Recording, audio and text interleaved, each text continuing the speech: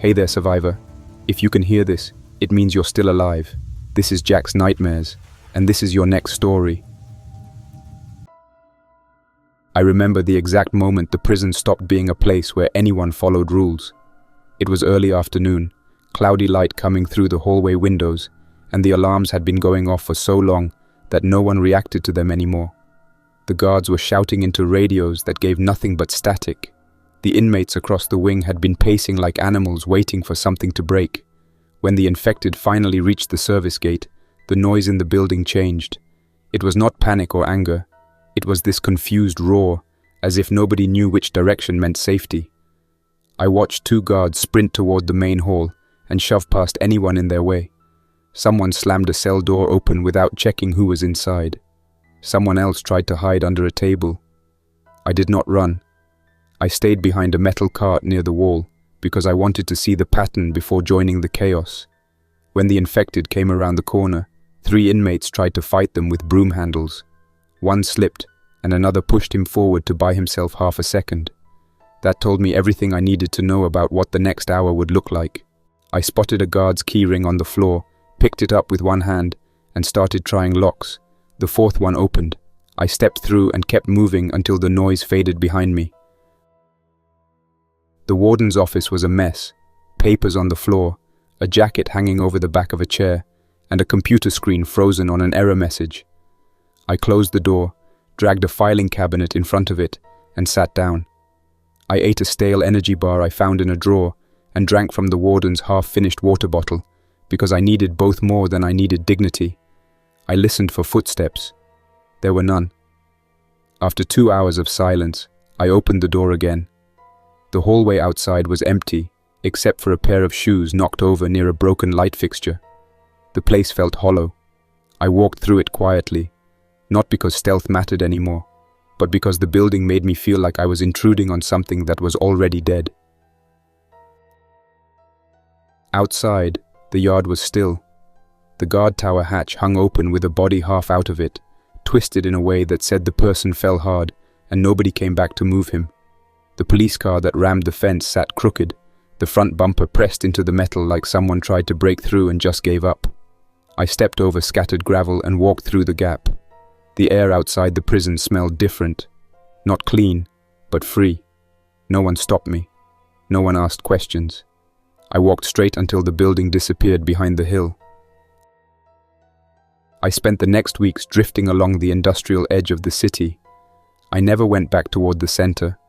I saw burned-out cars jammed at intersections, and buses stopped in the middle of streets with their doors open. I slept in locked cars because they were small and easy to secure, and because nobody bothered to break into the older ones that had nothing worth stealing. I used shirts stuffed into gaps to turn the back seat into something close to a bed. Every morning I checked the area before stepping out. The infected did not always move in groups. Sometimes one wandered alone between buildings and surprised you from behind a dumpster. I learned to keep my ears open for anything that did not match the rhythm of wind or distant birds. The infected themselves were slow most of the time, but reacted fast to sound. I learned that the hard way when I kicked a metal can near an abandoned pawn shop. 3 of them turned at once and came from different angles. I did not try to fight because fighting without a weapon is a lottery. I circled around a parked truck, walked down the next street, and hid behind a dumpster until they wandered off. After that, I checked every ground surface before stepping on it. No more loose cans, no bottles, no gravel if I could avoid it. Staying alive meant minimizing noise, not pretending to be strong. The coast pulled me in after a while. Some part of me thought if I reached the water, I might find a way to sleep without worrying about something creeping up behind me. I had heard distant gunshots from that direction for days. Probably people trying to defend boats or supplies. When the shots stopped, I got closer. The marina looked half destroyed when I arrived. Most boats were either gone or smashed against the rocks. The tide pushed broken boards against the shore. A small sailboat lay sideways on the sand, with its mast snapped in the middle. Someone had tried towing 2 different boats using a long rope tied to a pickup truck. The rope snapped, and the bodies of 2 men floated near the shallow water, with the ends of the rope still wrapped around their waists. That told me the people who came here earlier were desperate and probably not careful. I walked the boardwalk slowly, checking into collapsed bait shops and empty storage sheds. The whole place felt abandoned except for seagulls picking at trash. Then I saw something move past the end of a broken dock. It took a second to understand what I was looking at. It was a raft. A rough, shaky collection of planks lashed to 2 barrels and part of a floating picnic table. 4 people stood on it, adjusting knots and arguing. One man shouted in my direction and pointed a stick at me like it was a weapon. Another held a pistol low at his side. They did not want company.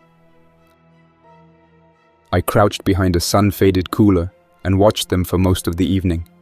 The handle of the small kitchen knife in my boot pressed against my ankle, a reminder it was still there. I took it from the prison kitchen on the day everything collapsed, wrapped the handle in tape, and kept it hidden because guards used to search for weapons first and survivors still do. No one needed to know I carried it unless I decided to use it. I wanted to understand how they worked together before showing myself. They were exhausted. You could see it in how they moved. The man with the pistol acted like he was in charge, but he kept pacing in nervous circles. The woman checked supplies constantly, counting items the same way someone checks the same locked door twice. The younger guy rushed around tightening knots that did not need tightening. The older man did most of the actual labor and barely spoke. They were not stable, but they were floating, and that alone made them better off than anyone on land. Joining them meant I needed leverage. I had some. A storage unit near the boardwalk had rusted enough that the lock snapped when I pulled on it. Inside I found camping gear, canned food, rope, a tarp, and a metal bar I used as a tool, and sometimes a weapon. Someone stocked it for a weekend trip that never happened. I loaded everything into a backpack and dragged a few heavier items separately. It was more than the raft group had, enough to make me worth the trouble. When the sun started dropping, I carried the gear to the pier and let them see me. The man with the pistol raised it halfway, not aiming, just signaling. I set the rope coil on the planks where they could see it and kept my hands away from my pockets. I talked in a normal voice. I told them I had more supplies and skills they clearly needed. I also told them I could leave if they did not want me, and they could sit on their sinking pile of scraps while I found someone who did. That annoyed the younger guy. The woman looked interested. The older man studied me the same way he studied the raft lashings, trying to judge if I would hold or snap. The leader finally spoke up. He said they would take me if I proved I could bring something useful without needing rescue. He pointed at a half-collapsed pier section to the west where 2 infected wandered. The rest of my supplies sat near that spot. He wanted to see how I handled myself before trusting me with their unstable world. Fine by me. I walked toward the pier. The boards shifted under my boots but held. I made enough noise for the infected to notice me so I could control where they approached. The one missing an arm moved slower. The one dragging a foot tried to reach me by circling the pile of broken boards. They were predictable, which made it easy. I stepped around them, grabbed my gear, and kept my back against a shack wall to reduce angles. When they closed in, I used the metal bar to block their reach, not strike. I was not interested in fighting. I only needed space. I moved fast back to the safe part of the pier and dumped the rest of the supplies at the water's edge. I stood there for a moment to make sure the infected were not following me. They stayed near the broken section, turning in circles like they lost the thread. I did not waste time watching them. I pushed the pack forward with my foot so the raft crew could see the rest of what I brought. The leader nodded once, said something to the woman next to him, and the older guy brought the raft closer using a long pole that barely looked sturdy enough for the job. When they came within reach, the woman hooked the tarp bundle with a bent metal rod and dragged it toward her. No one said thank you. That was fine. I was not here for manners. The leader jerked his chin at me again. Get on, slow, boards are not perfect. He liked giving orders. I already knew that. I stepped onto the raft with one foot, tested it, and then shifted my weight off the pier. The whole thing dipped a little and steadied. My boots skidded on a wet patch near the barrels, so I crouched low and grabbed one of the ropes to keep balance. The raft felt cramped. 4 people already filled most of the space. Adding me made everyone shift around. No one wanted to stand close to someone new. Up close, the raft looked worse than from the shore. Nails stuck out at odd angles. Some boards had soft spots that sank half an inch when you stepped on them. 2 plastic barrels were tied with knots that looked rushed. A metal bin in the corner held whatever food they had. A cracked water jug sat next to it. The smell of damp wood and seawater hovered around everything. I kept my gear close until I understood how they treated new people. The leader introduced himself only after he saw I was stable on the boards. "Rafe," he said. He touched the pistol on his belt with 2 fingers. He did not point it at me, but he wanted me to notice it. I nodded so he would stop waiting for a reaction. The woman said her name was Chelsea. Her voice had a sharp tone, like she was ready to argue if anyone breathed the wrong way. The younger guy called himself Devon. He had a restless energy. His eyes jumped from knot to knot, like he was afraid the raft would fall apart if he did not keep scanning it. The older man said he was Thomas. He spoke quiet and short. He had the look of someone who worked outside most of his life. Rafe explained the rules without giving me a chance to sit or breathe. "You do your share or you leave. No waiting around for handouts. Everyone pulls weight. If the raft sinks, we all end up in the water. You cannot swim, fine. Just do not make trouble." He looked right at me when he said that part. I kept my voice even. "I came here to work, not to nap." That settled it for now. Rafe moved on to telling Chelsea to count the supplies I brought. She already had the tarp unwrapped and spread out near the barrel. She whispered something to Rafe. I could not hear it, but he nodded, and I knew they were already judging if what I brought earned me real space or the corner no one wanted. Thomas barely glanced at the items. He just kept tightening a rope near the barrel. Devon stared at the metal bar I carried. "Where did you get that?" he asked. I told him I found it in a storage unit.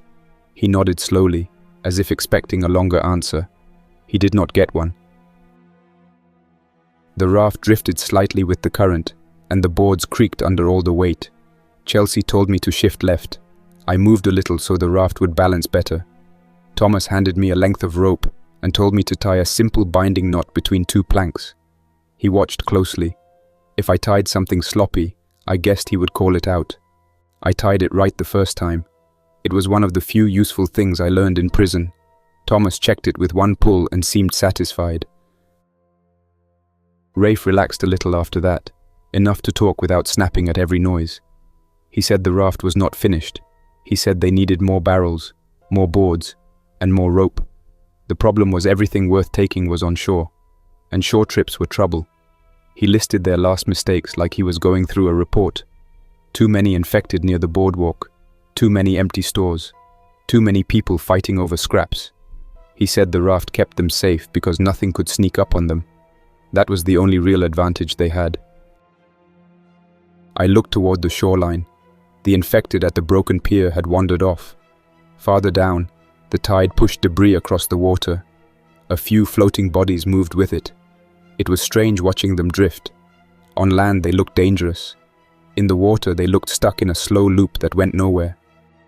Rafe followed my gaze and clicked his tongue. They walk out into the shallows and get stuck.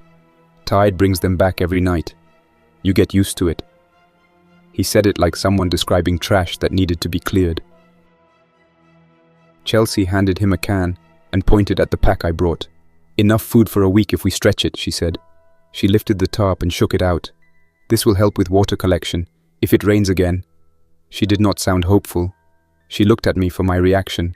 I kept it flat. I brought what I found. More where that came from if the place is not looted by now. That got Devon's attention fast. "Storage unit?" he asked. I nodded. "Somewhere close?" I said yes, but I did not tell them the exact place. Rafe leaned closer. "You know we will need more soon. You showed you can handle yourself, but no one here carries dead weight. You have a day or 2 to prove you fit." He waited for me to argue. I did not. He was bluffing a little. They needed me more than he wanted to admit. I brought rope and food and tools. Their raft was a bad storm away from breaking apart. Thomas knew it. Devon knew it. Even Chelsea knew it, judging from how she kept checking the knots between boards. Thomas pointed at the far end of the raft where 3 planks dipped lower than the rest. "Sit there for now," he said. His voice was steady but not unfriendly. I moved to the spot and lowered myself onto the boards. The section rocked a bit under my weight, but it held. It gave me a good angle to watch all of them. That mattered. These people were not friends. They were survivors who tolerated each other because they had no better options. I fit that mold well enough. Devon kept glancing at me while he tied a set of knots along the far rail. He talked fast, more to himself than to anyone else. He explained how he wanted to build a second layer under the raft to keep it more stable. He described a layout with numbered sections, almost like someone planning a hobby project. Rafe ignored most of it. Chelsea rolled her eyes at him. Thomas listened without speaking. I let him finish before asking one question. "Do you have the materials for that?" He blinked a few times and shook his head. That ended the conversation. The sun was dropping lower. The air cooled fast once the light changed. Shadows on the water stretched out in long shapes. I could hear distant gulls and the slow creak of wood under us. The raft was not comfortable, but it was steady enough for the moment. I put my pack between my legs and made small adjustments to my seating so the boards did not dig into my ribs. Rafe stepped near the front, scanned the shoreline again, and cleared his throat. "We move at dawn," he said. "Only a short distance, just enough to keep the infected from crowding one spot. Then we tie off near the next section of dock. After that, we plan a supply run." Chelsea nodded. Thomas grunted once. Devon started chewing his fingernails. Rafe looked at me last, waiting to see how I handled being pulled into his plan without a vote. I met his eyes. "I will be ready." That was enough to end the night's talk. As the sky faded, I watched the coastline turn darker. Windows were broken on almost every building. A few cars sat tilted in the shallow water like someone drove straight into the tide. Infected wandered near the sand, but none of them came close to the raft. The water slowed them down and confused their movements. I pulled the tarp closer to use as a blanket and leaned back on one of the barrels. Every creak made me check the lashings again. I was not used to living on something that barely held weight. Still, it felt safer than the prison yard, safer than the empty streets, and safer than anywhere inland. Night settled in quietly. The group had no fire, no lanterns, except a small battery light Chelsea guarded like a treasure. She shut it off before the last bit of daylight faded. The raft rocked gently. Devon muttered in his sleep. Thomas stayed awake longer than the others, checking knots again and again. Rafe slept near the metal bin with the pistol tucked under his arm. I sat there without lying down. I wanted to stay alert a little longer. New groups take time to understand. I did not trust any of them yet, and I doubted they trusted me. That was fine. I did not come here to make friends. I came here because the raft floated, and the land was full of things that did not. I stayed awake until the sky turned from black to a dull grey. I did not sleep much, maybe 10 minutes at a time, just enough to keep my eyes from burning. The raft rocked a little harder when the tide changed. I kept one hand on the rope coil the whole night, partly for comfort and partly because I did not trust anyone enough to leave it sitting out. When the first real light hit the water, Thomas finally stopped checking knots and sat down near the barrels. He did not say anything. He just watched the shoreline the way someone watches a stove they do not trust to stay off. Rafe woke up once the raft shifted again. He stretched his neck and checked the pistol right away. He did not point it at anyone. He just needed to feel it in his hand before speaking. "Dawn," he said. "We move now." Chelsea groaned and rolled to her side, covering her face with the tarp she used as a blanket. Devon sat up fast like someone hit a switch in his brain. He checked every knot in his reach before standing. I pushed myself upright and waited for instructions. The raft was not something I wanted to guess at. One wrong step and a board could drop under me. Rafe took the long pole from Thomas and pushed against the nearest piling. The raft drifted out a few feet. He gave us all the same look, a look meant to remind us who held the pistol. "Stay low until we clear the rotten boards," he said. "If you fall in, I cannot save you." He talked like that often, a warning dressed up as concern. I stayed crouched and kept my weight centered. The raft scraped against another piling, and Thomas used his pole to steer us away before any nails caught the ropes. The water was calmer than yesterday. No wind yet. The surface looked flat enough to trust for a while.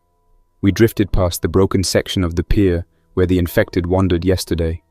Only one remained. It stood ankle-deep in the water, turning its head left and right like it could hear something, but not figure out where it came from. Chelsea muttered a comment about how creepy it looked. Devon told her to ignore it. Thomas gave me a short glance, maybe checking whether I was nervous. I was not. One infected in the water was nothing compared to a group in a hallway. Rafe kept pushing until we reached a quieter section of dock. This spot had a rusted ladder hanging from a concrete wall and a few broken planks floating nearby. It looked a little safer than the last place, which was not saying much. He locked the raft in place by looping a rope around a metal ring that barely held. "We rest here for a bit," he said. "Then we plan the run." Chelsea sighed at the word run, but she did not argue. Everyone here knew that without supplies we were dead in a week. I took the chance to stand and stretch my legs. My back felt tight from sleeping against the barrel. Devon watched me with a strange mix of curiosity and caution. "You move quiet," he said. "That can help. Rafe gets loud sometimes." I shrugged. "Noise brings problems." That impressed him more than it should have. "Exactly," he said, tapping one of the ropes. "We need more wood, more barrels, more everything." He said it with the tone of someone trying to convince himself the plan could work. Chelsea spread the tarp out again and set up 2 empty containers to catch any leftover morning moisture. It was not much, but she treated every drop like it mattered. She nodded at me when she saw I was watching. "If it rains tonight, this setup could fill both jugs halfway," she said.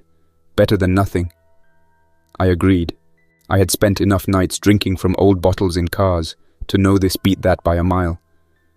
Thomas joined her and checked the tarp angles. He fixed one corner that sagged, then stepped back and crossed his arms. Chelsea thanked him. He nodded once. Those two worked together better than the others. Rafe called all of us over to the center of the raft. "We need a plan," he said. "Food is fine for a few days, but not longer. Water is worse. The storage unit this guy found might still have something left." He pointed at me, not unkindly, just with authority. "We head there after tide pulls back. The infected gather near the shallow spots right now. By noon, most of them drift into the deeper parts near the rocks." I listened and watched Chelsea's reaction. She seemed nervous but willing. Devon kept nodding to everything Rafe said, even parts that made no sense. Thomas said nothing, but I could tell he agreed with the plan. Rafe pulled a map from the metal bin, though it was not a real map. It was a piece of cardboard with rough lines drawn by marker.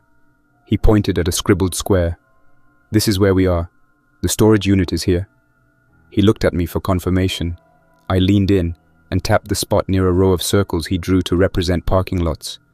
A little closer to the far corner, behind the seafood shack with the broken windows. Chelsea frowned. "That place is crawling with infected," I corrected her. "It was 2 days ago. Might be different now." She did not look comforted. Devon suggested taking the raft closer to the storage unit so we would not need to walk as much on land. Thomas shut that idea down quick. "Raft scrapes near rocks. Break ropes. Bad idea," he said. Devon backed off without arguing. Rafe folded the cardboard and tucked it into his pocket. "Fine. We do it the slow way. We step off here, stay quiet, and move in a straight line. You lead," he added, looking at me again. I did not mind. I preferred being in front where I could see trouble coming. We spent the next 2 hours checking the raft for anything that might break during our absence. Thomas tightened every knot twice. Chelsea secured the metal bin so it would not slide. Devon tested his own knot system again, though most of it was extra rope tied around places that did not need it. Rafe cleaned the pistol with a piece of cloth and kept glancing toward the shore. He did not hide how much he hated leaving the raft. I understood. Land felt wrong after living out here even one night. Too many corners. Too many places for infected to stand still and blend into the shadows. By late morning, the tide dropped enough that the infected near shore spread out. A few wandered deeper into the water and slowed down until they barely moved. Rafe took that as our signal. He gave Thomas a short nod, and Thomas tied the raft to the piling with one more loop. "Stay put," Rafe said to him. "We need you here." Thomas did not argue. He looked relieved, which told me he disliked land runs even more than I did. Chelsea checked her small backpack and zipped it shut. "Only taking what we need," she said. "No stuffing bags full of junk." Devon grabbed his own pack, but looked unsure of what to put inside. Rafe pointed at the metal bar I carried. "Bring that. You might need it." I already planned to. He kept the pistol tucked under his jacket, hidden but easy to reach. We stepped onto the concrete slab connected to the ladder. The ground felt strange after a night on moving boards, solid and cold. My legs adjusted quick, but Chelsea stumbled once before catching her balance. Devon looked around too much, scanning the rooftops and alleyways like trouble was going to jump out. I told him to look ahead, not everywhere at once. He nodded and tried to follow my lead. We moved along the docks at a steady pace. I stayed in front. The air smelled like salt and old motor oil. Broken signs hung from metal poles. A few abandoned fishing coolers sat open, some filled with seawater. I checked every corner before stepping past it. Chelsea kept her hand on the pack straps, ready to drop it if she needed to run. Rafe stayed close behind me, his footsteps controlled, his breathing slow. Devon whispered questions now and then, but I cut him off each time. Talking too much was a risk. When we reached the edge of the marina, I crouched behind a row of overturned wooden tables. The seafood shack stood across the lot. Its windows were still broken. A few empty crab crates lay scattered. No infected nearby. The place looked quiet, but quiet places were the ones you needed to worry about. I studied the door and the shadows inside. Nothing moved. Chelsea waited for a signal. Rafe waited for me to step forward. I felt the weight of the metal bar in my hand and took a slow breath. This was the part where one mistake could ruin everything. I crossed the lot first, keeping low until I reached the hollow spot near the shack's wall. The others stayed behind me. I looked through one of the broken windows again, making sure nothing had slipped inside during the night. It stayed still and quiet. I signaled with my hand, and all three followed across the open ground one by one. The storage unit row sat behind the shack. The doors faded from salt and sun. I pointed out the one that held the supplies. Rafe gave me a quick nod, and Chelsea moved up to check the ground for anything that could make noise when we opened the door. Devon hovered behind her, too nervous to be useful. The unit's lock was already broken from when I visited last time. I pulled the door up halfway and scanned inside. Same as before. Camping gear, canned food, a few tools, and a bundle of rope. Chelsea exhaled in relief. It was the first good moment we had today. We loaded what we could carry. Chelsea took the cans and the water jugs. Rafe grabbed the rope and a small hatchet. Devon took the tarp and a dented toolbox. I picked up the last stack of canned goods. The whole run took maybe 3 minutes. It felt clean and simple, which should have been the warning. Nothing simple stays simple during an outbreak. We headed back the same way we came, keeping close to the building walls. I kept scanning ahead. The seafood shack door hung half open where we left it. The wind creaked against it, so I kicked a small stone toward the opening. No reaction. Good sign. We walked through one at a time. Rafe stepped in behind me. Chelsea followed. Devon stayed in the doorway to watch our backs. The inside still looked empty. Chairs on the floor, a broken fridge, a mop bucket turned over. Nothing moved. We crossed the room toward the rear exit. That was when a dead man pulled himself up from behind one of the fallen counters. He must have been lying flat behind it, blocked by the counter edge when I checked earlier. His shirt was soaked, his hands scraped raw. He did not stand straight. He lunged forward without warning, grabbed Chelsea by the arm, and pulled her down onto a stack of crates. The sound of her hitting the wood echoed through the whole place. Chelsea screamed and tried to kick free. The dead man sank his teeth into her forearm before any of us could pull him off. She shoved her free hand into his face and pushed with everything she had. Rafe rushed in and fired once. The bullet hit the wall. Dust blew out behind the counter. The dead man turned toward the sound, mouth open, blood soaked into his chin. Rafe cursed under his breath, steadied the pistol, and fired again. This time, the shot hit the skull. The infected dropped and stayed down. Chelsea rolled onto her side, clutching her arm. The bite was clear, skin torn, blood running down her wrist. She did not look at it at first. She looked at Rafe. She knew what he was going to say before he said it. He stepped back a few feet, raised the pistol again, and pointed it at her without hesitation. "You know the rules," he said. "You are done. Leave the supplies on the floor and go. Do not come near the raft." Ah! Chelsea stared at him like she was waiting for the punchline. When it did not come, she laughed once under her breath. Not because it was funny, more like disbelief. "You are throwing me out right here?" she asked. Rafe didn't blink. He kept the pistol straight on her. "Go now," he said. "If you stay, I shoot. I am not risking the raft for you." His voice stayed flat and cold. He meant every word. She turned to me next. Not begging, not pleading, just searching for something. Maybe a sign that I disagreed. Maybe hope for a miracle. I kept my eyes on her face and not the wound. "You need to think about what you want to do," I said. "You do not have much time." I spoke plain, because anything else would have been a lie. Chelsea breathed slow through her teeth, nodded once, and set the bags down.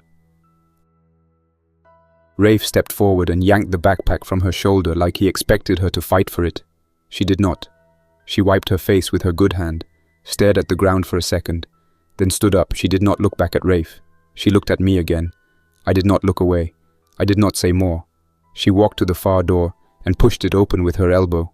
For a moment, I thought she might run, or scream, or try something desperate.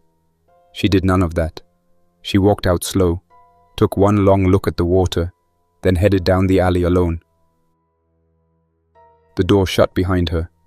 Rafe let out a sharp breath, like he had been holding it the whole time. He slung the backpack over his shoulder and pulled another bag from the floor. "We need to move," he said. "She is gone. Forget it." He turned on me fast. "You just stood there. You did nothing." His tone was angry, but it was not the kind of anger that leads to violence. It was defensive anger. He wanted to justify what he just did. He wanted someone else to share the blame. I did not give him that. "She was bitten," I said. "You made the call. Nothing to argue." Rafe tightened his grip on the pistol handle. "You could have helped me. You could have backed me up. You just watched." I met his eyes long enough for him to understand something about me. "I watch everything," I said. "If you want help, ask for it. You gave me no order. You handled it yourself." Devon stood frozen near the counter, shaky and pale. He kept looking at the door Chelsea walked through. He lifted one hand halfway, then lowered it again. He looked like a man trying to understand how fast things changed. "She was part of the group," he whispered. Rafe snapped at him. "She is infected now. That is all that matters. Move." I grabbed the remaining supplies. Rafe walked ahead of me toward the exit. Devon followed in a daze, barely lifting his boots off the floor. When we stepped outside, the air felt colder, though nothing had changed but us. The alley was empty. Chelsea was already out of sight. Rafe did not mention her again. He called out to Devon to pick up his pace. We moved toward the docks with a faster rhythm now. Rafe stayed close behind me, his footsteps too sharp and too quick. He was wound tight after what happened. Every time I slowed down to check the corners, he edged a little closer, like he wanted to keep me in reach. He kept talking under his breath, trying to convince himself he had done the right thing. "I cannot risk the group," he muttered. "One bite and the whole raft goes down." She knew the rules. I listened without responding. He was not talking to me. He was talking to whatever guilt sat in his throat. He expected me to reassure him. He expected some kind of moral support. He did not get it. Not from me. Not here. My job was to get us back to Thomas alive. Nothing else. When we rounded the corner toward the shoreline, the raft came into view.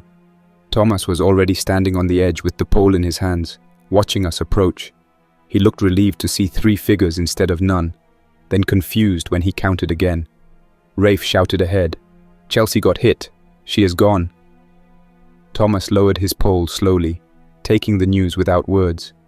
Devon sat on a broken crate and rubbed his face. Rafe kept talking, explaining how she got grabbed, how he tried to shoot the dead man right away, how she made the choice to leave. The more he talked, the more he sounded like someone building a wall around the truth. Thomas gave a slow nod and stepped back to let us board. I climbed onto the raft first and dropped the supplies near the metal bin. Rafe climbed up after me, still breathing hard. He tossed Chelsea's backpack onto the planks with a thud and glared in my direction like he expected me to apologize for not playing along with his panic. I ignored him and helped Thomas secure the raft. Rafe paced across the boards, muttering under his breath. Devon sat far from him, holding the tarp like he wanted to hide behind it. Thomas moved past me and tapped the knotted rope at my feet. He did not ask what happened. He did not need to. He had seen enough people die this month to fill in the details himself. Thomas walked off without saying anything else and tightened one of the ropes near the barrels. He worked with slow, steady movements, the kind a person uses when he is trying to keep his mind from drifting into places he does not want to revisit. Devon stayed curled around the tarp, staring at the boards. His eyes were unfocused, and his breathing sounded uneven. Losing Chelsea shook him harder than I expected. Maybe he saw her as the only person on this raft who treated him like he mattered. Rafe kept pacing. He ran a hand through his hair, then back across his jaw, then pulled the pistol out and checked the magazine again, even though he had done that twice already. He stopped near me. His expression looked strained, like he had just woken up from a bad dream. "She would not have made it," he said. "You know that." I adjusted the supplies I brought earlier and stacked them near the barrel. "Yes," I said. "She was bitten. Nothing to discuss." He just stared at me for a while, waiting for something I did not plan to give him. Maybe comfort, maybe approval. He did not get either. He finally blew out a slow breath and sat down on the nearest board. The raft dipped under his weight, and he steadied himself with one hand on the rail. "We need to be sharper," he said. "More careful. I cannot lose anyone else." That sentence told me everything I needed to know about how he saw this group. It was not a team. It was something he owned, something he controlled. He wanted to be respected the way a captain is respected on a working boat. The problem was, he did not have a real boat. He had a pile of junk barely held together by luck and rope. He also did not have a crew. He had 3 strangers with their own reasons for staying alive, and none of those reasons included obeying him forever. The wind picked up later in the afternoon, pushing cool air across the water. The waves slapped against the barrels in a steady rhythm. Thomas watched the horizon with a thoughtful look. When he walked over to Rafe and spoke quietly, I knew something was off. Rafe called me over a moment later. "We might have a storm coming," he said. "Not a big one, but enough to break loose boards if we do nothing." Storms were a new kind of threat for me. In prison, the weather only mattered when rain flooded the yard or turned the concrete slick. On the raft, the weather mattered every hour. A strong gust could pull a rope loose. A bad wave could snap a plank in half. Thomas pointed at the darker line forming along the horizon. "Wind shift," he said. "Clouds low. Water change soon." Rafe rubbed the back of his neck. "We need to move farther from the pier. If the waves get rough, they will smash us against the metal." He looked at me. "Help Thomas check every knot. Then help Devon tighten his section." He said it like he expected obedience. I did not push back. The raft needed reinforcement anyway, and I had no interest in dying because someone else tied a lazy knot. Thomas handed me a coil of rope and pointed toward the far side. That section dipped a little more than the others. I crouched down and pulled the rope through the boards, tightening the lashings until the wood stopped shifting under my hands. Devon sat near me with the tarp in his lap. He looked lost. "She should not have been the one," he said quietly. "Chelsea watched out for me. Rafe just gives orders." I pulled the rope tighter. "Watch out for yourself," I said. "No one else will." Devon nodded, though I could see he only half accepted it. He tied a small knot near the corner, then retied it again because his hands kept shaking. Thomas came over, leaned down, checked our work, and gave a satisfied grunt. "Good," he said. The wind grew stronger by early evening. The raft shifted more than before, dipping low when a heavier wave pushed under it. Rafe positioned himself near the front with the pole. "We hold this spot until the wind settles," he said. "If it gets worse, we drift out a bit." Devon swallowed hard. "Drift where?" Rafe shrugged. "Wherever the current takes us. Better than smashing against the pier." I tested the new knots again. The raft held well enough. It was not perfect, but nothing was perfect now. Rafe asked if I saw any weak spots left. I pointed at a plank near the middle that flexed when stepped on. "That will split if a wave hits wrong," I said. Thomas nodded. "Fix after storm," he said. He meant once we survived tonight. The sky dimmed fast. Clouds rolled in from the horizon and blocked the last stretch of sunlight. The water turned darker, almost flat in color, then choppy near the edges. The wind cut across the raft and made the tarp Chelsea set up earlier flap like a loose flag. Thomas grabbed it before it tore loose. "Put away," he said. Devon folded it and stuffed it into one of the bins without a word. Rafe steadied himself with one hand on a barrel. "We will pull the raft out just a little," he said. Thomas disagreed right away. "Not safe. Barrel's weak. Wait." Rafe shot him a look but did not argue. The wind pushed the raft toward the pier anyway. We had no choice but to counter it. Thomas braced his feet and leaned his weight against the pole, guiding us away from the metal pilings inch by inch. Waves slapped the boards now, louder and sharper. The raft tilted a bit. I grabbed the barrel next to me. Devon whimpered but tried to hide it. Rafe barked at him to stay low. Thomas kept working, calm and steady, eyes locked on the pier. I looked at the ropes again. They held for now. If the wind got worse, something would give. Something always gave. A bigger wave lifted the raft and dropped it unevenly. The planks groaned under us. Rafe shouted, "Pole again, Thomas." Thomas dug the pole deep and forced the raft a few feet farther out. The pier faded behind us into the darkness. The storm was not a raging one, but strong enough to twist our direction. We drifted sideways and then forward in a slow slide. "Hold on," Rafe warned. The raft lurched. I kept my grip tight on the rope coil. Devon clung to the crate next to him like it was the only thing keeping him alive. The wind carried cold moisture across our faces. The boards dripped from the spray. Thomas planted himself firmly near the front and refused to lose control of the pole. The worst of the wind hit suddenly. A heavy gust slapped the tarp bin open, sending a loose jar rolling across the raft. It hit a plank and bounced into the water. Devon chased it to the edge and almost fell in. I grabbed the back of his jacket and hauled him down before he tipped over. "Do not be stupid," I said. He nodded, shaking hard. A rope near the right barrel snapped halfway. The sound cut through the wind, a sharp crack of tension giving out. Thomas lunged toward it but slipped on a wet board. Rafe yelled something, and I moved before thinking. I dropped to my knees, grabbed the loose end, and looped it around the barrel hook. Water splashed over my legs. Thomas recovered and tied the knot in place, his fingers quick and sure. The raft steadied a little after that. The wind dropped. The waves eased. For a moment none of us moved.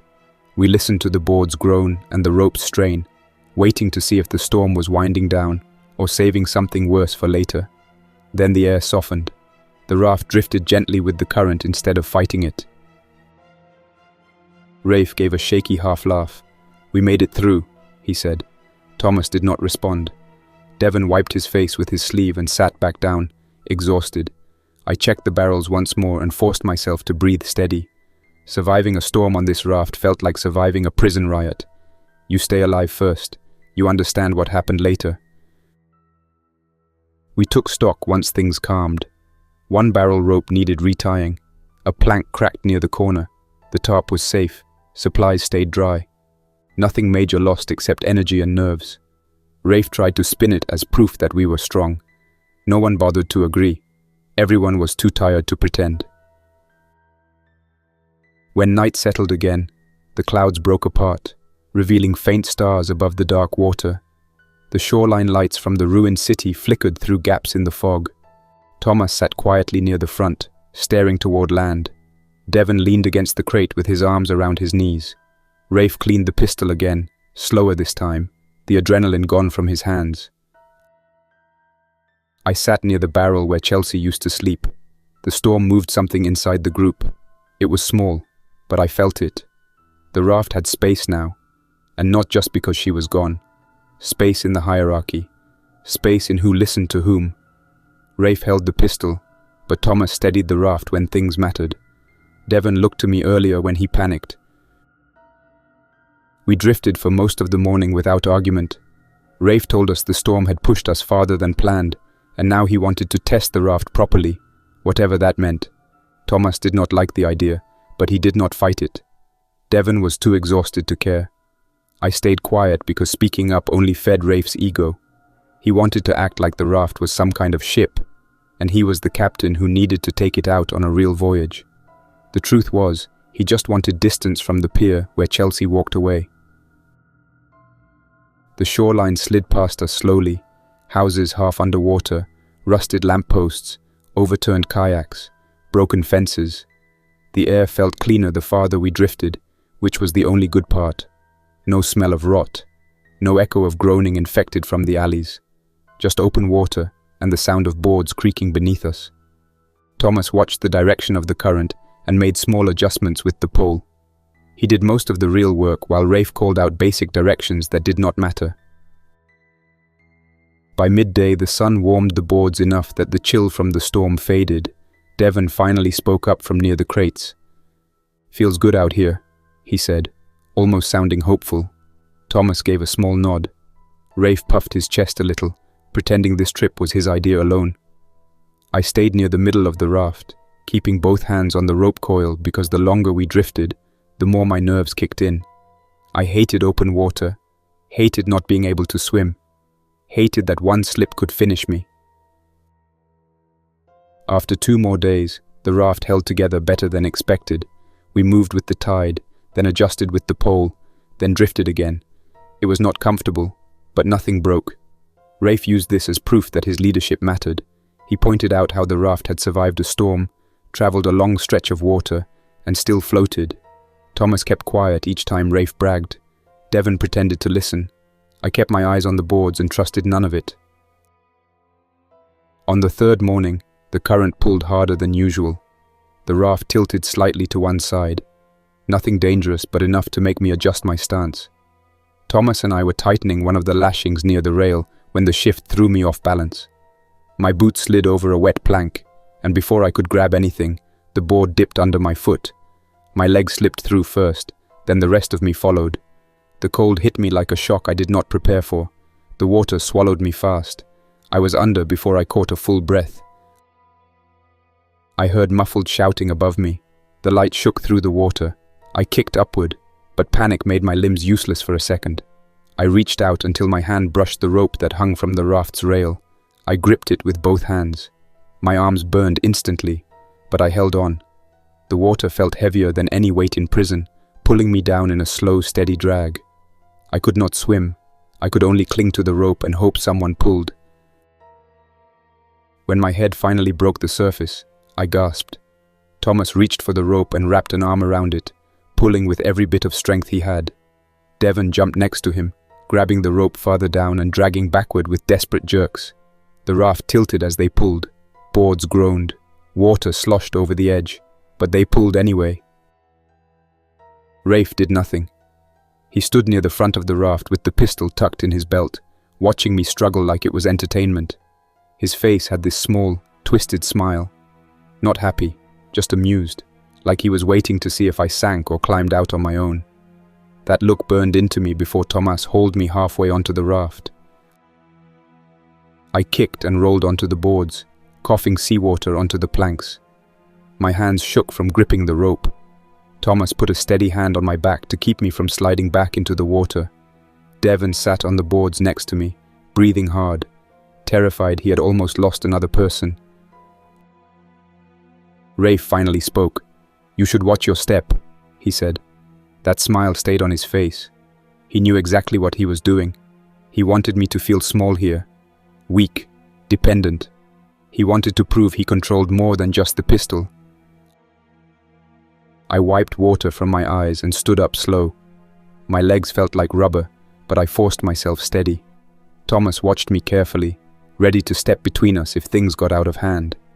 Devon looked from me to Rafe with wide eyes, too scared to interrupt whatever this was turning into. I walked toward Rafe, not fast, just enough to make the boards shift under each step. His smile faded a little. He straightened his back and gripped the pistol handle but did not pull it out. I kept moving until I was close enough that he had to tilt his chin up to see me clearly. "You enjoyed that," I said. "I fell in, and you watched. You wanted to see if I drowned." Rafe's jaw tightened. "If you cannot handle the water, that is not my problem," he replied. "Everyone here knows the risks. You are not special." "I do not need to be special," I said, "but you listen to me now." I stepped closer until there was barely a board between us.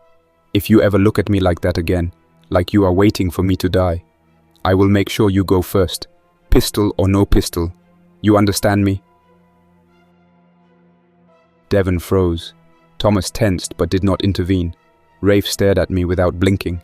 For the first time since I stepped onto this raft, he looked unsure. He tried to hide it with a smirk, but it slipped. He stepped back one pace. Not much. Enough. "You threatening me?" he asked. His voice sounded tight now. No confidence. I shrugged.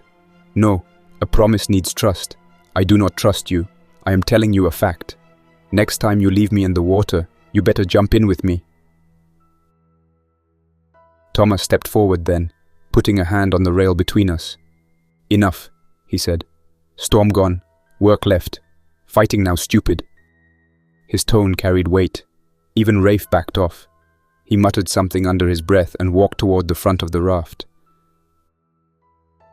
Devon let out a shaky breath. "He would have let you sink," he said quietly. I nodded. "I know." Devon looked down at the water. "Why?" I answered honestly. "Because some men want to feel in charge. Some want to feel like they choose who stays alive." The raft drifted gently now. The storm had passed. The sky cleared. Everything looked calm again. But something shifted deep inside the group after that moment. Thomas trusted me more. Devon feared me more.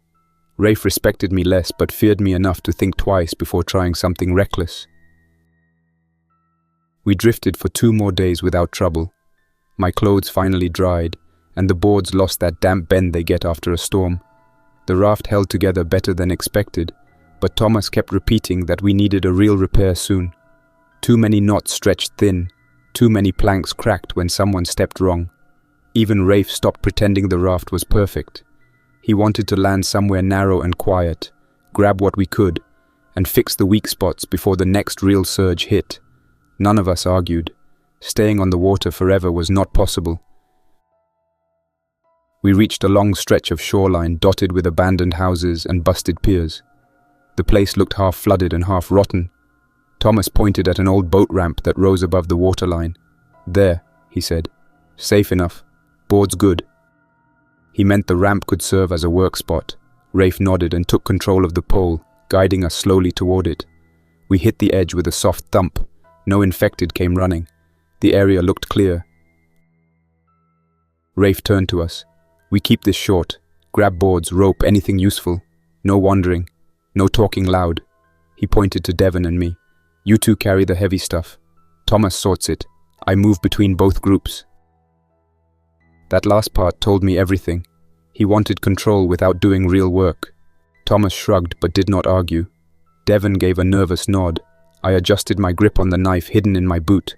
I did not trust Rafe on land, not after the water incident. We climbed onto the concrete ramp. It felt steady under my boots, better than the swaying boards. The smell of salt mixed with wet wood hung in the air. Devon walked beside me, clutching a coil of rope like it might save him from whatever waited ahead. He kept glancing at the houses, expecting movement behind every broken window. Rafe walked a few steps behind us, pretending to look around for threats, but mostly watching me. We headed toward a collapsed storage shed that sat half-tipped on its side. The roof had caved, but the inside still held piles of wood, toolboxes, rusted nails, and old dock planks. Most were swollen from water damage, but some were solid enough to keep. I kicked the nearest stack with my boot, checking for rot. A few boards stayed firm. We lifted them together and carried them out. Thomas waited halfway up the ramp, sorting each pile we brought. He tossed the bad planks aside and stacked the good ones on a broken dolly. Rafe wandered near us, doing nothing useful. He kicked rocks, checked the same corner 3 times, and kept adjusting his pistol like he wanted an excuse to use it. Devon ignored him, too focused on gathering anything that might impress Thomas. After nearly an hour, we had a decent haul. Enough boards to reinforce 2 sections of the raft, maybe 3. Thomas looked pleased, which was unusual for him. "Good," he said. "Bring more if can. Rope too." His voice stayed calm, steady. He did not notice Rafe drifting closer behind us like a shadow. We found a second pile of boards near the remains of a dock shed. These were better, dry and straight. Devon's face lit up when he lifted one. "This is perfect," he said. I nodded and took 2 more from the pile. Rafe kept a few steps away. He had his hands in his pockets, pretending to wait while doing absolutely nothing. He was watching us. Watching me. I felt it every time I turned around. We stacked the good boards in our arms and started back toward Thomas. Devon walked ahead of me, balancing a long plank on his shoulder. Rafe followed behind with 2 half-cracked boxes tucked under his arms. He looked relaxed. Too relaxed for someone supposed to be keeping watch. About halfway back, something caught under Devon's foot. He stepped forward, stumbled, and dropped the plank with a heavy thud.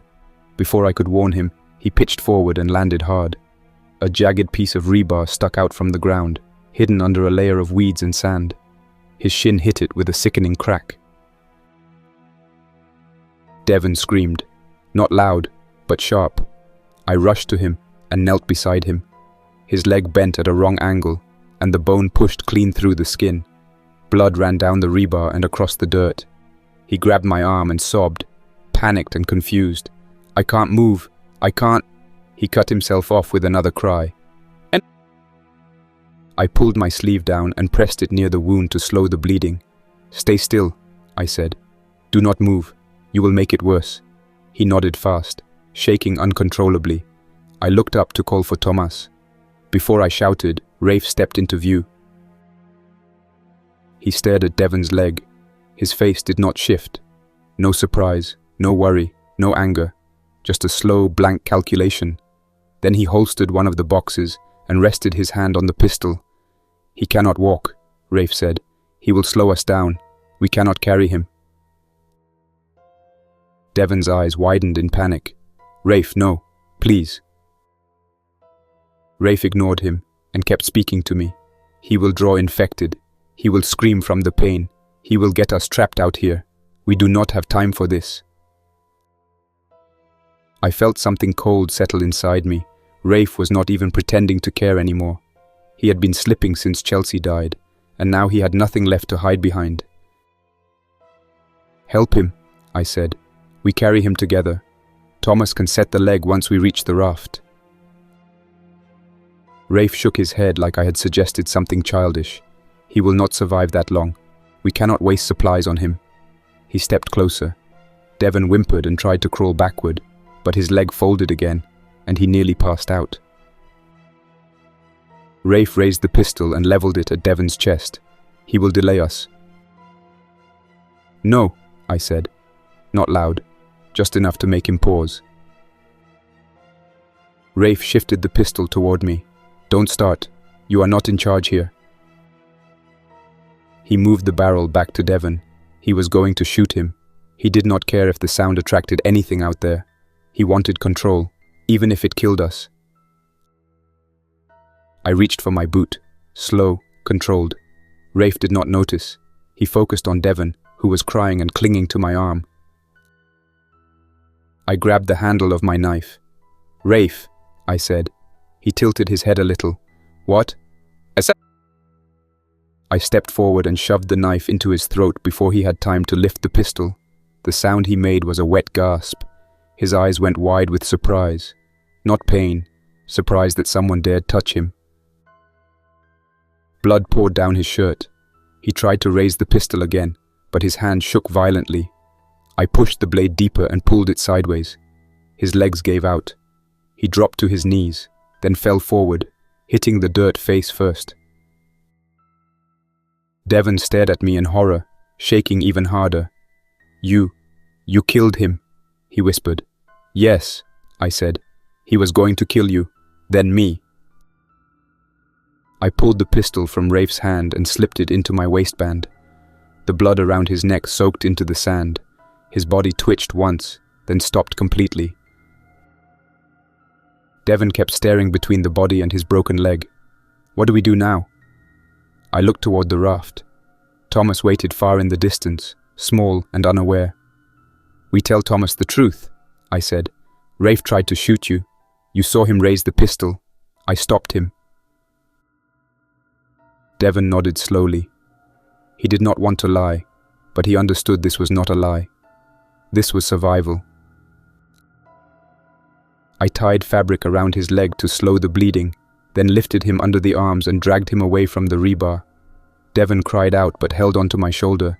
He did not look back at Rafe's body. Neither did I. Dragging Devon across the uneven concrete took longer than I expected. Every few steps he let out a strained noise he tried to swallow, and every time the sound slipped out I looked around to check if anything had stirred at the far edges of the shore. Nothing moved except the wind brushing loose trash across the pavement. I kept my grip under his arms, and we pushed forward bit by bit. By the time we reached the edge of the ramp, the boards we gathered earlier were scattered behind us like a rough trail. I would have picked them up, but Devon needed 2 hands to steady him, and I did not trust leaving him sitting alone for even a few seconds. When the raft finally came into view, Thomas was standing near the pole with both hands tight on it. He squinted, stepped forward, and then froze once he saw Devon's leg. He tilted his head slightly, confusion pushing through the stoic look he always kept. He started walking toward us, moving quicker with every step until he reached Devon's good side and helped me lift him. Together we lowered him onto a dry patch of ramp. Thomas inspected the leg with the seriousness of someone who had done this sort of thing before. Maybe years ago on some job that had nothing to do with zombies or rafts or men losing their minds. He pressed around the wound carefully, checking if the bone could be set. Devon winced but tried not to scream. Thomas took a long breath before looking at me. "Where, Rafe?" I knew this would come. I knew I had to keep it clean, simple, and close to the truth. "He went behind us," I said. "Said he would check the back path. Devon fell, broke his leg. Rafe saw the blood, saw he could not walk. He raised the pistol, said Devon would delay us." Thomas stayed quiet. He did not blink much, just watched my face. I kept my expression steady. I had nothing to hide. "He aimed at him," I added. "I stopped him before he pulled the trigger." Devon nodded fast, almost desperate. "He's telling the truth," he said through clenched teeth. "Rafe was going to shoot me. He said I would delay the group. He pointed the gun at me.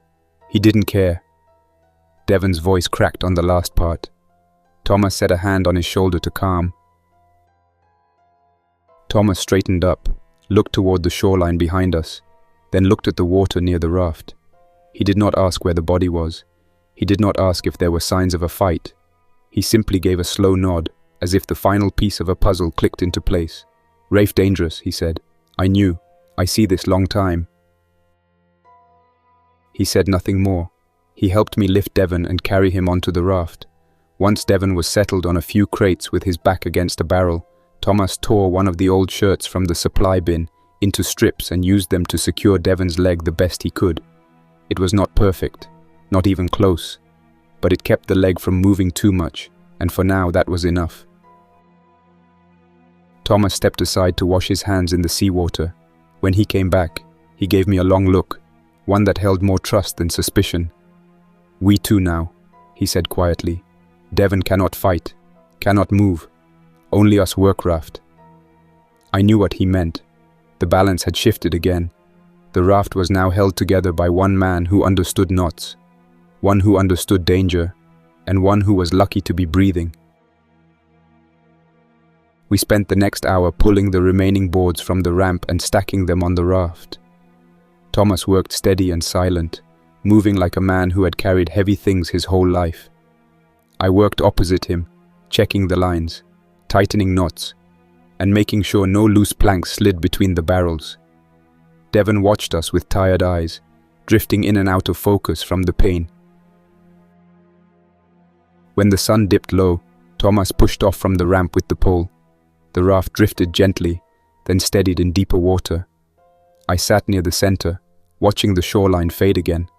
Rafe's absence left a strange quiet behind. No orders, no pacing, no tension building in the corners of the raft. Devon leaned his head back against a crate and whispered something like a prayer. Thomas checked the ropes one more time and then sat down near the front, giving the horizon the same steady look he always gave it. I kept replaying the moment in my head, the pistol raised, the look in Rafe's eyes, the knife pulling across his throat. I did not feel guilt. I did not feel relief either. It was another necessary step in a world that had no room for people like him. He wanted to lead a raft like a warden runs a prison. That was always going to end badly. Men like him push until something pushes back. Devon shifted against the crate. "What happens now?" he asked. His voice sounded faint, but he was calm enough to think about tomorrow instead of the pain. I gave him water from one of the jugs and said, "Now we fix the raft. Then we stay alive long enough to figure out the rest." Thomas nodded at that, approving. The night crept over us slowly. The sky took on that dark blue that hides everything except the faint shine on the water. Thomas lit a tiny lamp, barely more than a bulb and a fading battery, and set it near Devon.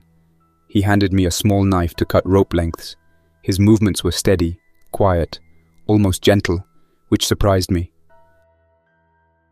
We worked that way for hours. The raft felt different under my hands, different from even a day ago. It felt less like a group project and more like something Thomas and I built together. The weight of the boat changed too, less tension, less fear. Not gone, never gone, but shifted into something manageable. When the repairs were done, Thomas sat down beside me. He watched the waves for a long time before speaking. "You no want group," he said. "I see this. You like quiet, like control, but you help when needed." I thought about that for a while. I had spent years surrounded by people I did not choose. Prison cellmates, yard groups, guards who watched for excuses to break someone. I hated all of it. The outbreak did not fix me. It only freed me. "I want something simple," I said. "A place I can sleep without someone trying to kill me. A routine. A chance to breathe without checking over my shoulder." Thomas nodded at that. "Raft can be that," he said. "Work, water, quiet, maybe." Devon spoke up from the crates. "Can I stay?" His voice cracked from the strain. Thomas and I exchanged a look. He could not help much. He could not run. He might not heal right. But he listened. He tried. He helped until today. And he did not deserve what Rafe tried to do. "You stay," I told him, "until you can walk. After that, we see what makes sense." Devon closed his eyes and nodded, relief settling into his breathing. He curled up around his injured leg and drifted into a painful sleep. The night grew colder. Thomas wrapped a blanket around his shoulders and leaned against the barrel nearest the pole. I stayed awake longer, feeling the small movements of the raft under me. The water was calm enough, the knots were tight, and for the first time since I stepped onto this floating pile of boards, I did not sense anyone waiting for me to fail. When I finally lay down, I kept the pistol close and the knife in my boot. Some habits never leave. But I closed my eyes without forcing them open every few seconds. That was new. That meant something. Tomorrow we would gather more supplies, fix the last cracked planks, maybe drift farther down the coast to a quieter inlet. Thomas and I would choose together. Devon would rest. Rafe was gone, and the raft felt lighter for it. Not safer, not comfortable, but balanced. That was enough for now, enough to keep moving, enough to stay alive on a raft held together by rope, bad luck, and two men who understood that survival was easier without someone trying to rule the deck. And that's where we'll stop for now. Thanks for listening. Don't forget to like, subscribe, and tell me how the story hit you, what moments worked, what didn't, and what you'd want to hear next. And a big thank you to everyone supporting the channel, especially with extra membership: Carlos Herrera, Dominique Johnson, The Great Anywho, Jade Allah, Madam Midnight, Deborah Powell, William Blackwell, TJR, Baby Doll. You keep this project alive. Until next time, Survivor. Jack's Nightmares signing off.